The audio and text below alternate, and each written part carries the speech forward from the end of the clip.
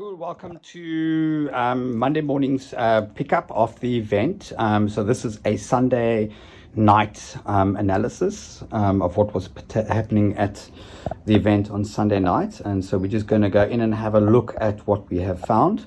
So we're looking at a one-day sample taken at different times of the day, collected from early morning to just after midnight, and then again at 6 o'clock the following morning. So it's pretty much a 24-hour cycle.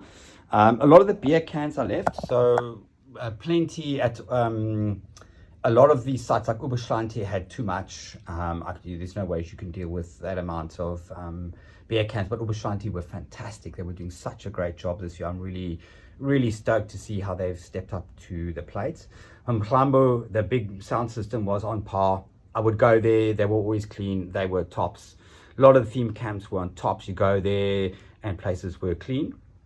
So fantastic. Okay, so once again, every single day, the single most common item found was cigarette butts and roaches, bins and butcher roaches. So the biggest problem on the site, followed then by cable ties.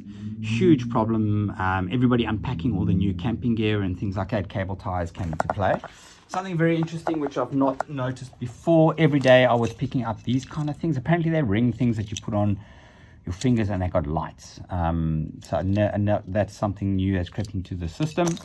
And we'll have a quick go through. A lot of these, a lot of feathers this year. Wow, I can tell you that I picked up more feathers this year than I picked up in any other year. And this is just 1 day of feathers. And then these things, these single-use glow sticks, making a huge hit at the festival sites. Lots of them. And then ground score. Interesting about the ground score on Sunday is that the ground score is a mixture. So it's not like this day everybody's synchronizing and doing that particular thing because of the schedule.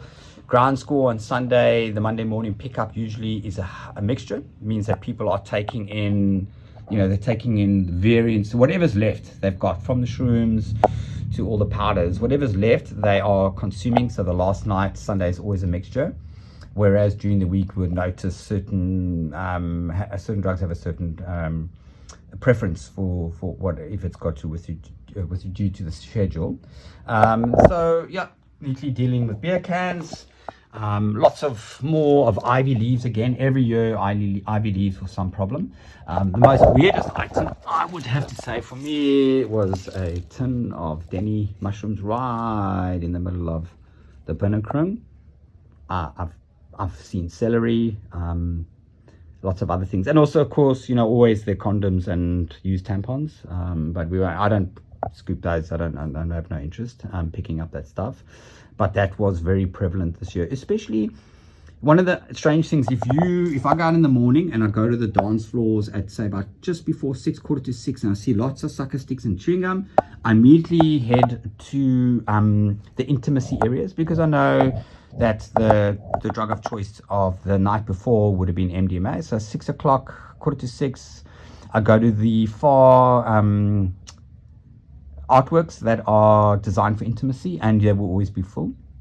Some mornings you get there and there's not many sucker sticks and chewing gums. Those intimate spots are empty.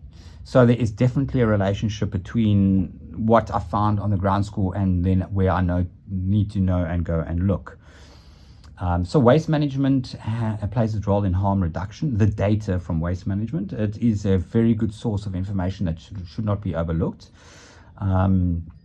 And so it plays a very important part in our harm reduction strategy, in that we have an idea very quickly what's been consumed and how to deal with it, and if anything that's coming into the system that shouldn't be coming to the system. It gives us an idea. Each venue, some venues have feathers, and some venues don't. Some venues have a preference of beer cans and alcohol. Some venues have a preference of non-alcoholic beverages and juice drinks.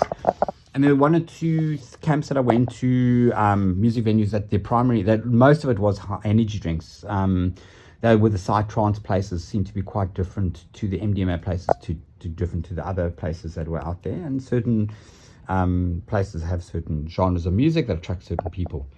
So it's very, very important that we always have a look at what we're finding in waste management. I would recommend at some point in time that the wastewater should be tested, so it gives us a more accurate idea of consumption.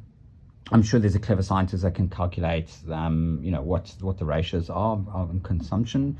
However, we need to deal with the problem of cigarette butts.